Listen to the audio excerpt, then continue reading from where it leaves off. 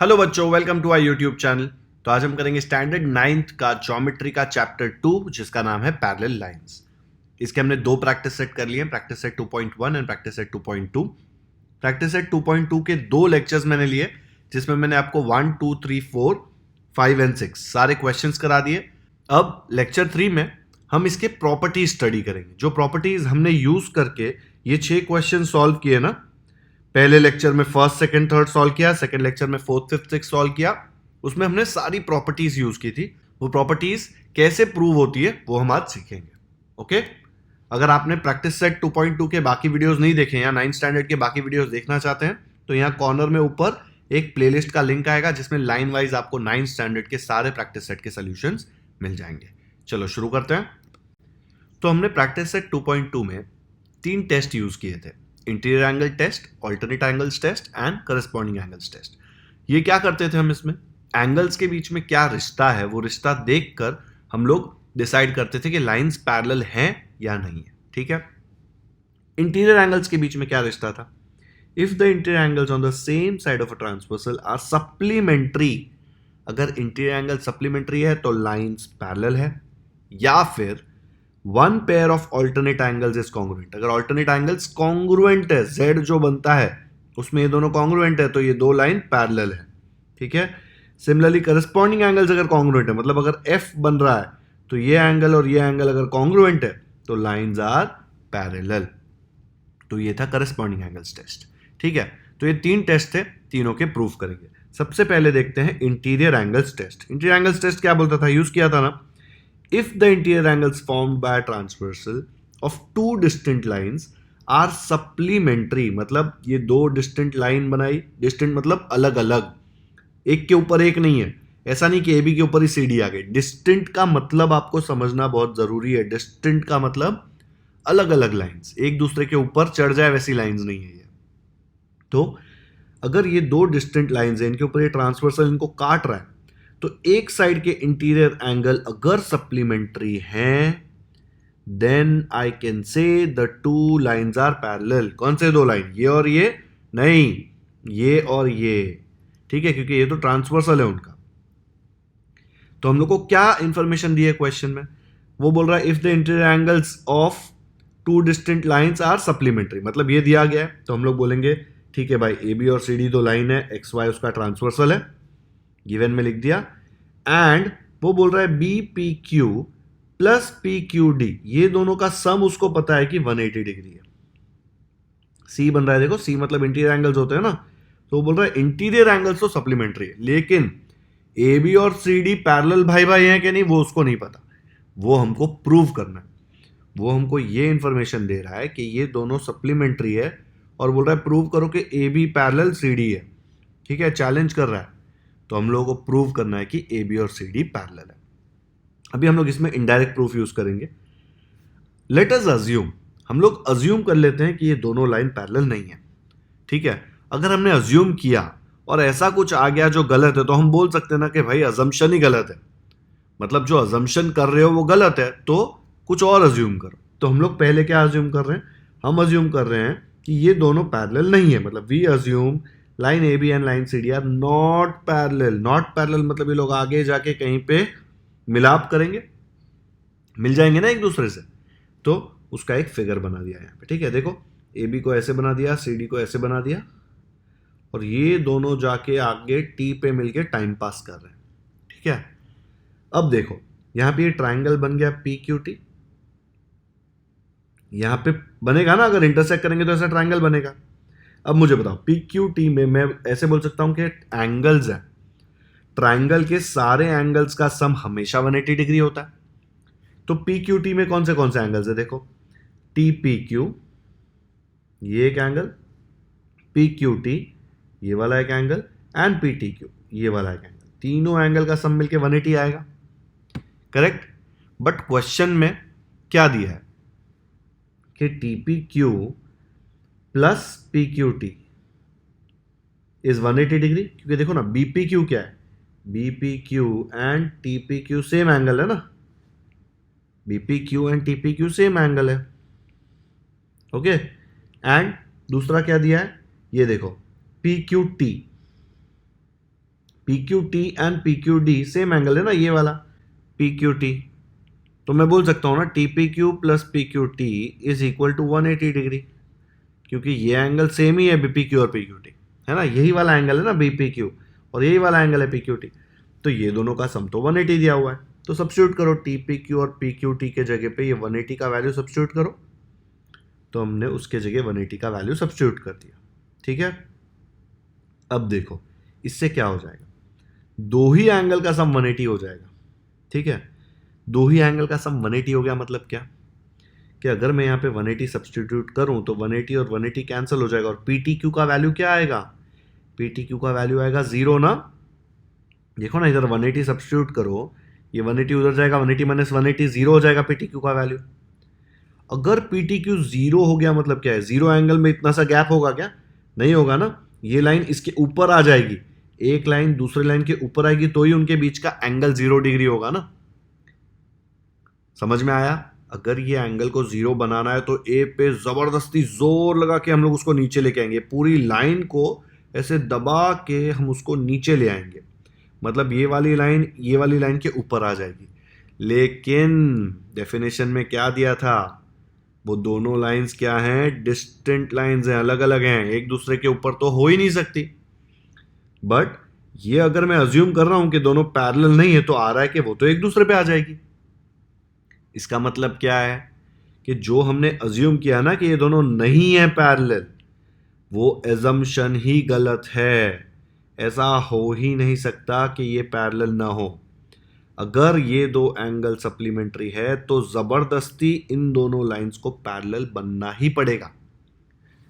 हम लोग अज्यूम करेंगे ना कि पैरेलल नहीं है तो ये एंगल 0 हो जाएगा और ये दोनों लाइन एक दूसरे के ऊपर आ जाएगी, दो लाइन एक दूसरे के ऊपर आ ही नहीं सकती क्योंकि क्वेश्चन में दिया है डिस्टेंट है लाइंस, अलग अलग होना ही पड़ेगा उनको, ठीक है। तो यहां पे ये PTQ इक्वल टू 0 डिग्री के बाद पीछे देखो क्या लिखा है, Therefore, line PT and QT means line AB and line CD. AB और CD are not distant. एक दूसरे के ऊपर आ जाएंगे मतलब not distant. But हमको दिया गया है, given है कि AB and CD are distant lines. Therefore, we arrive at a contradiction. Contradiction मतलब opposite. ठीक है, कि समझ नहीं आया, जो किया वो गलत किया, contradict किया, opposite किया. Therefore, our assumption is wrong. हमने क्या assume किया था कि AB and CD parallel नहीं है, अजम्पशन जो है वो गलत हो गया। मतलब क्या है सही चीज, A B and C D तो पैरेलल है, ओके। तो इससे पता चला कि इंटीरियर एंगल्स अगर सप्लीमेंट्री हो तो लाइंस हमेशा पैरेलल होती है, इसको बोलते हैं इंटीरियर एंगल्स टेस्ट। आया समझ में। अगर आपको ये अच्छे से समझना है 4-5 बार खुद के नोटबुक में लिखना ही पड़ेगा, उसमें से लास्ट 2 बार खुद से लिखोगे तब जाके आपको हर एक स्टेप समझ में आएगा, ठीक है। नहीं तो ऐसा लगेगा कि भाई क्या चल रहा है, जिंदगी एकदम खराब हो गई है।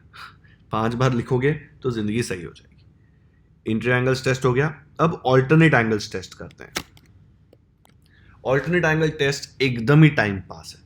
पहले हम लोग इसका थ्योरम समझते, क्या लिखा है, if a pair of alternate angles formed by a transversal of 2 lines is congruent, मतलब ऑल्टरनेट एंगल Z में 2 एंगल्स है, वो अगर कॉन्ग्रुएंट है तो Z का ये जो ऊपर का लाइन है और नीचे का लाइन है, ये दोनों लाइंस आर पैरेलल, ओके। तो हमने ये फिगर ले लिया, फिगर में L और M पैरेलल लाइंस है क्या, नहीं, L और M 2 लाइंस है और N उनका ट्रांसवर्सल है।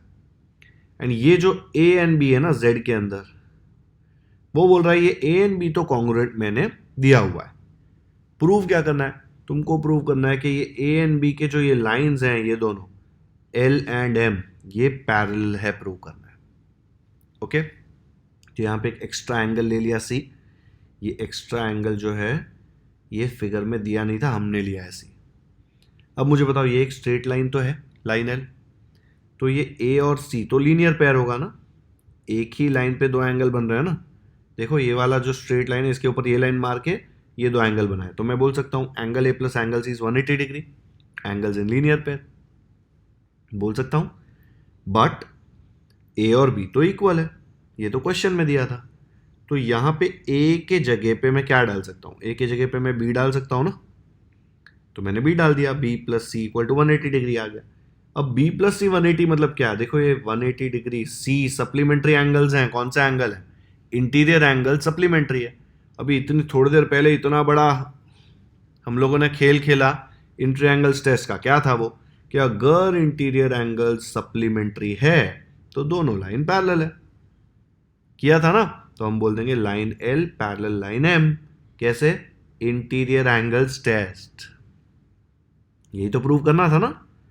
मतलब अगर ऑल्टरनेट एंगल्स कॉन्ग्रुएंट हैं तो मैं बोल सकता हूं कि दोनों लाइंस पैरेलल है।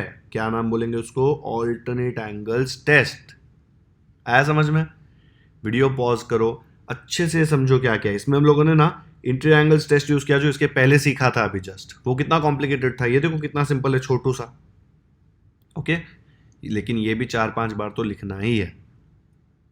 चलो अब करते हैं corresponding angles test. Corresponding angles test में वो क्या बोलता है? वो बोलता है कि अगर पेयर ऑफ करस्पॉन्डिंग एंगल्स जो बन रहे हैं वो कॉन्ग्रुएंट है, मतलब कहीं पे तो एफ बन रहा है ऐसा या ऐसा, उसके एंगल्स अगर कॉन्ग्रुएंट हैं तो ये दोनों लाइन पैरेलल होनी चाहिए। ये बोल रहा है। फिर से फिगर दे दिया, एल और एम लाइंस है और एन उनका ट्रांसवर्सल है। देखो ये लिख दिया यहाँ पे। लिख मत देना कि दोनों पैरेलल है, वो तो प्रूव करना है। लेकिन उसने एक एक्स्ट्रा डेटा दिया है, बोल रहा है कि करस्पॉन्डिंग एंगल्स कॉन्ग्रुएंट है। तो दो नाम ले लिए, ए और बी। ये सी को भी मत देखो, ये ए और बी देखो एफ में अंदर बन रहे हैं, तो ये दोनों कॉन्ग्रुएंट है, ये दिया हुआ है, इक्वल है। ये सी जो है ना एक एक्स्ट्रा एंगल ले लिया। अब कैसे करेंगे? देखो ये एक लाइन है जिसपे ए और सी बन रहे हैं, तो मैं बोल सकता हूँ a plus c is 180, because linear pair ना, एक सिंगल लाइन पे ये लाइन डाल के दो एंगल बना दिए। तो a plus c is 180 angles in linear pair. But question में दिया है कि angle a and angle b equal है। ठीक है, तो angle a equal to angle b. तो यहाँ पे ए प्लस सी में एंगल ए के जगह पे मैं एंगल बी डाल सकता हूँ क्या? बिल्कुल डाल सकता हूँ, इक्वल है ना दोनों। तो यहाँ पे इसके जगह पे एंगल बी डाल दिया, तो आ गया angle B plus angle C equal to 180। But B और सी क्या है? देखो इंटीरियर एंगल्स है ना, सी के अंदर है टोटल, एक बड़ा सी बन रहा है, उसके अंदर ये दोनों एंगल है। तो इंटीरियर एंगल्स का सम 180, मतलब इंटीरियर एंगल सप्लीमेंट्री। सबसे पहला थ्योरम क्या सीखा था? अगर इंटीरियर एंगल सप्लीमेंट्री, तो मैं बोल सकता हूं कि इंटीरियर एंगल जो लाइंस बना रही है ना, लाइन एल और एम, वो दोनों पैरेलल है। Interior angles test. ठीक है, तो अगर करस्पॉन्डिंग एंगल्स इक्वल है तो मैं बोल सकता हूं कि करस्पॉन्डिंग एंगल टेस्ट से ये लाइंस पैरेलल आएंगी ही आएंगी। ठीक है, तो ये वाला थ्योरम प्रूव करने के लिए भी हमने इंटीरियर एंगल्स का यूज किया है। ठीक है, इसलिए इंटीरियर एंगल्स का सबसे इंपॉर्टेंट, फिर ये दोनों उसके बाद वाला। आ गया समझ में? ये भी कम से कम 5 बार लिखो ताकि समझ में आए कि कैसे प्रूव करना है। ओके, प्रैक्टिस सेट 2.2 के पहले एक और हेडिंग दिया हुआ है, use of properties of parallel lines. और उसमें क्या प्रूव कर रहे हैं कि एक ट्रायंगल के सारे एंगल्स का सम 180 डिग्री है, वो पैरेलल लाइंस का कॉन्सेप्ट यूज करके प्रूव करना है। तो क्या बोल रहा है theorem? Sum of measures of all angles of triangle is 180। ये फाइंड करने का एक और तरीका है कि प्रोट्रैक्टर लो, तीनों मेजर करो, 180 आएगा। लेकिन एग्जाम में तो नहीं कर पाओगे, एग्जाम में थ्योरम लिख के बताना पड़ेगा, है ना।